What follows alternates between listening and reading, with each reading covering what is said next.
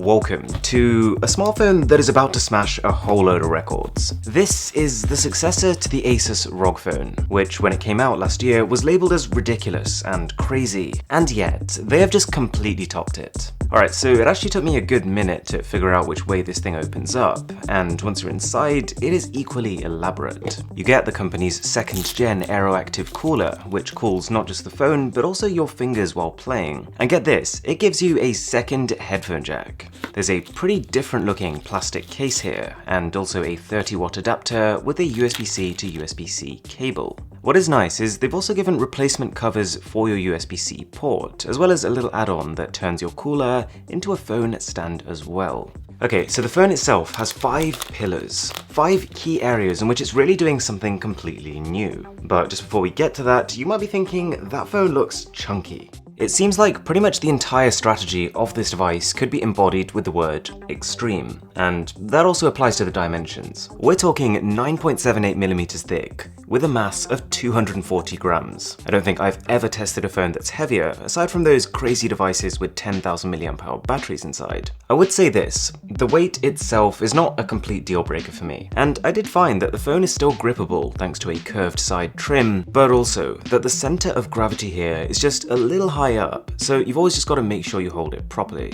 The design is just as nuts as last year. It pretty much looks like the company started with the original ROG phone and thought, how can we make this more? So, this phone is not just much larger, but it adds a second LED, a better ultra-wide camera, and the rear fingerprint scanner has now been replaced for an in-display one on the front. Here's what I think about it. The ROG Phone 2 looks spectacular when light hits the back. It forms streaks that run down the device and creates a rainbow effect when it hits any of these accents. But it does lose a lot of that magic when you're not in favorable lighting, and the finish does absolutely nothing to mask fingerprints. Massive shout out to the case though. The finish contrasts well with the smooth glass, and although it does look a little bit like your phone is wearing a helmet, it does manage to reduce the fingerprint problem without obstructing the view of the design. Now, you might have guessed, the first pillar here is performance. This is pretty much the fastest phone in the world. We've got the brand new Snapdragon 855 Plus chip, which compared to the already powerful 855 adds a pretty negligible 4% CPU overclock, but more importantly, a large 15% GPU overclock. It then pairs that with 12 gigs of RAM and 500 gigs of super fast UFS 3 storage. I've said it before, and I'll say it again. If a company is going to pitch a phone as a high-end gaming device, and they're going to charge a premium for it, then the top priority needs to be that it actually performs better for gaming. And so, thankfully, that is not an issue here. I won't show any benchmark scores yet, as this thing's on beta software, but you can probably imagine what they'd be. It's also got an upgraded heat dissipation system, which you kinda need when you're using an overclocked chip like this. Okay, so the second pillar is battery, and this actually goes quite a way towards explaining how this thing ended up being this much of a unit. The ROG Phone 2 packs a 6,000 mAh battery, which is completely unheard of, and if you're conservative with it, we're talking the kind of battery that can get you into your 3rd day of usage. But also bear in mind that this phone in particular has the ability to drain battery quickly. You've got a 120Hz display, an overclocked chip, and potentially this extra cooler as well, all of which need to be powered. You also get pretty fast 25-watt charging. It's actually a 30-watt charger in the box, but 5 of those watts are reserved for charging the phone's peripherals, which are coming soon, so do subscribe if you want to see some of that action. There's one thing I've got to say I agree with Asus on when it comes to this phone, and that is prioritizing a higher capacity battery as opposed to one with a higher charging wattage. You might know that when you charge your phone, the rate of charging falls as the battery starts to get full. And so, if you have a higher capacity battery, let's say the 6,000 mAh one in this phone, then even though it might take longer to fully charge the phone, you can still get to 4,000 mAh faster than an equivalent device that had a 4,000 mAh battery, because that would slow down towards the end. The third pillar is display. It is very good, but I should start by mentioning 2 obvious caveats. It's still got some noticeable bezel around it, and it maxes out at 1080p. But these things are kind of subjective. Some people actually like larger bezels, it gives you something to grip on, and can result in better front-firing speakers, which, by the way, is definitely something you can see happening here. We've actually got a dual front-firing speaker system, and this is some of the best audio you can get on a smartphone.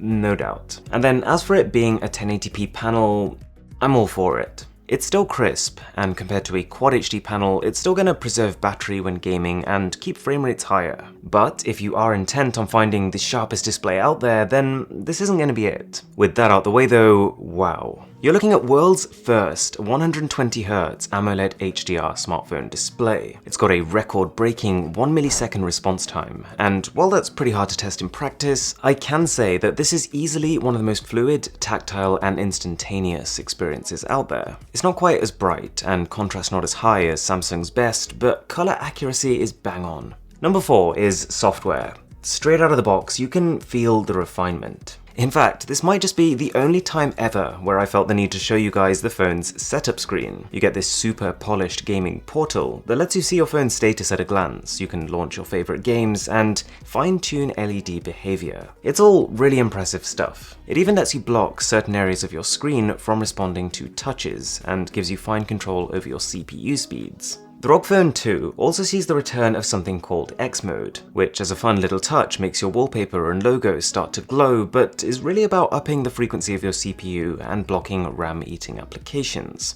Okay, so this software is Zen UI 6, and it is pretty bloatware-free. And while I'm still not a fan of the general gamer aesthetic, Asus is also going to be giving you the option to use that cleaner skin that we saw on the Zenfone 6. Okay, number 5. It's not a secret that the ROG Phone 2 is a gaming-first phone, and so it's nice to see some actually useful gaming features. The phone has clearly been designed with landscape use in mind, with this second side-mounted USB-C port for charging while playing, and these completely new capacitive air triggers that now support not just the tap functionality, but also the ability to slide and perform a completely different action. Oh yeah, and the phone also responds to just being squeezed, so you could configure a single squeeze to do one thing, and then a long squeeze to open up X Mode. And to add to all of this, the haptics on the phone are amazing, which of course aids in gaming to add tactility, but also just generally in typing. You get a really satisfying physical response to touches. So those are my 5 pillars, the 5 potential reasons why I think people might consider this phone, but there's a couple more things I need to mention. You've got those cameras, and whilst I wouldn't class them as a selling point exactly, this is a solid mid-range setup. You're pretty much getting the same cameras as you did on the super well-received Zenfone 6, although just without that rotating module. There's a main wide angle, there's an ultra-wide, and there's also a software-based 2x zoom, which works well enough in broad daylight. The HDR Plus enhanced mode is an improvement, but dynamic range still doesn't match up to the best phone cameras out there. Shots are comparable in most conditions, but you'll be able to tell the difference when you try something more demanding. The phone even has a decent night mode. It can shoot 4K video at 60 frames per second, and it does slow motion. This is a capable camera setup, especially for a gaming phone.